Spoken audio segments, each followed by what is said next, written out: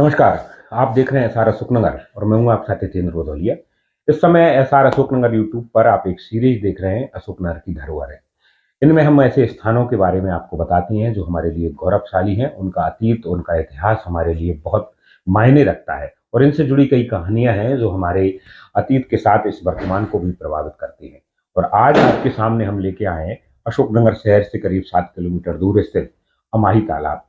जी हाँ, एक जीवित जल संरचना, क्या वो अशोकनगर की धरोहर हो सकती है? ये विरासत किस लिए महत्वपूर्ण है? क्या इसके संरक्षण की जरूरत इस समय आ चुकी है? और क्या हो सकता है इसको लेकर? और क्या ये हमारे उस एक गौरवशाली इतिहास का हिस्सा है जिसके भरोसे आज तक ये शहर पानी पीता रहा है? करीब करीब 6 दशक से भी ज्यादा का समय हो चुका है जब से हम पानी के लिए इसके भरोसे हैं। तो आज इसी को कोशिश करते हैं पूरी तरह से जानने की कि दरअसल ये हमारे लिए इतनी महत्वपूर्ण क्यों है। वर्ष 1917 में इसको बनाए जाने का उल्लेख मिलता है, यानी करीब करीब 107 वर्ष पहले अमाई का तालाब उस समय बनाया गया था जब पानी की बहुत ज्यादा समस्याएं नहीं थी, मगर जल संरचना इसलिए बनाई गई थी कि खेतों में पानी दिया जा सके। लोग कहते हैं कि उसके कुछ दिन पहले इस इलाके में एक बड़ा अकाल पड़ा था और लोगों के पास आजीविका का साधन नहीं था। इस वजह से भी इसके निर्माण में इसलिए महत्वपूर्ण चीजें हुई क्योंकि इसके बाद कई सारे लोगों को वर्षों तक काम मिलता रहा और इसके बाद फिर यहाँ के पूरे इलाके को सिंचित कर एक बड़े विकास के तौर पर देखा गया था।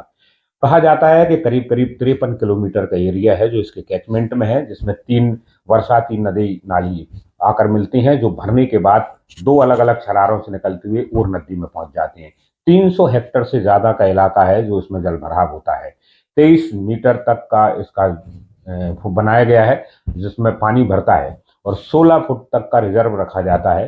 बाकी पानी लोगों के लिए पीने के लिए होता है। 1963 से अशोकनगर नगर पालिका इसको अपने पेयजल के रूप में भी उपयोग कर रही है, मगर कई वर्षों से इस तालाब के संरक्षण की जरूरत समझी जाने वाली है। कई सारे वर्षों से इसके लेकर काम करने की जरूरत है।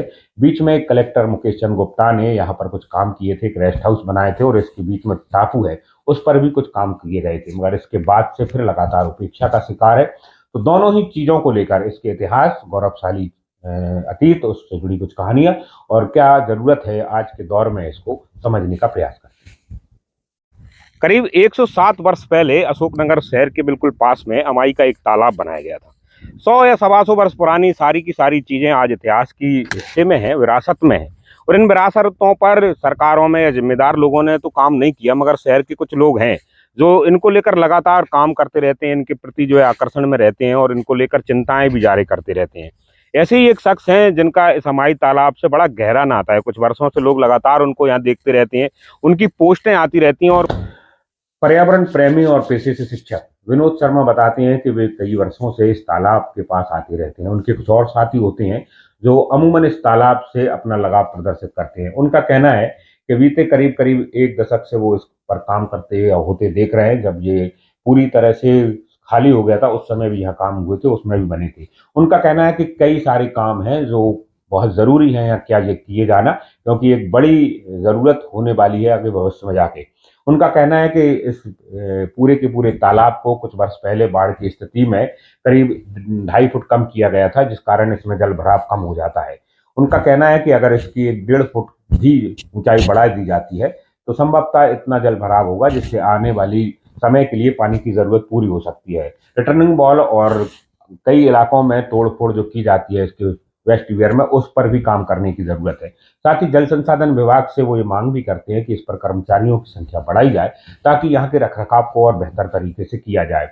इस पूरे के पूरे पार जो 2.5 किलोमीटर की पार है उस पर झाड़ियां और दूसरे जो है कटीले वृक्ष खड़े हुए हैं और जो अगर बड़े वृक्ष बनते हैं तो इसकी पार को भी नुकसान पहुंचा सकते हैं। ऐसे में इनकी साफ सफाई भी बहुत जरूरी वो मानते हैं। इसके अलावा एक और चीज वो कहते हैं कि बीते कई वर्षों में इसमें भूस और दूसरी चीजों के आने के कारण तल्ट नीचे जम चुकी है और ये पानी लगातार गंदा हो रहा है और इसकी साफ सफाई पर भी ध्यान देना चाहिए। ऐसी और भी कई सारी चीजें वो अपनी फेसबुक पर पहले भी बता चुके हैं। साथ ही एक बड़ी बात वो कहते हैं कि बीते एक सदी में अशोकनगर या आसपास के लोग जल के लिए, पेयजल के लिए कोई वैकल्पिक स्रोत तैयार नहीं कर पाए और आज भी हम सिर्फ अमाई के भरोसे हैं। और उसका जो पंप सेल है या पंप हाउस है उसकी क्षमता 1960-62 के समय की है और उसमें इतनी क्षमता नहीं है कि वो पूरे शहर की स्थिति में अगर पानी की ज़रूरत पड़ती है तो पिला सके। तो ऐसे भी कई सारे साधन और ज़रूरतें हमको फिर से तलाशनी होगी, जिसकी वजह से ये ऐतिहासिक धरोहर लोगों के काम में आती रहे और इसके रखरखाव पर भी बेहद ध्यान देने की ज़रूरत है। अशोकनगर शहर से करीब 5-7 किलोमीटर दूर अमाई के इस डैम से सन 1963 से अशोकनगर शहर को पानी जाना शुरू हुआ है पेयजल वितरण को लेकर। इस समय हम खड़े हैं उसी पंप रूम के पास में, और यहीं से पूरा का पूरा पानी जो होता था अमाई डैम से पहले आता था, और उसके बाद एक लाइन के थ्रू जो है अशोकनगर शहर में नगर पालिका के पास वितरण के लिए पहुंचता था। तो ये करीब करीब 60 वर्ष पुरानी व्यवस्था है, जब अशोकनगर शहर की आबादी बमुश्किल 10-15 हजार होती थी, और आज ये पहुंचकर करीब करीब 1.25 लाख के आसपास पहुंच गई है। मगर अमाई डैम पर अभी भी पूरे शहर की निर्भरता है। वो तब है जब आधे से ज्यादा शहर में पाइपलाइन नहीं है, यानी करीब करीब एक सदी पुराने इस पूरे के पूरे इलाके को, जिसे अमाई डैम कहा जाता है, ये अशोकनगर शहर की एक बड़ी जरूरत को पूरा कर रहा है। और इसी वजह से ये सदियों से हमारी और बरसों से प्यास बुझाता रहा है।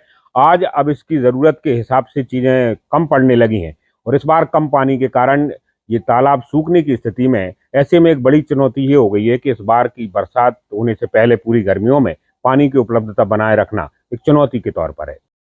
अशोकनगर जिले में अमाई का ये तालाब करीब करीब 105 वर्ष पहले 1917 के आसपास बना, मगर कई सारे लोगों के साथ इस विरासत का बड़ा गहरा और आत्मीय रिश्ता है, जिसमें उनकी पुरखों की जो है चीज़ें और उनकी यादें जुड़ी हैं। उन्हीं में से एक है मनिंद्र यादव, मीनू भैया।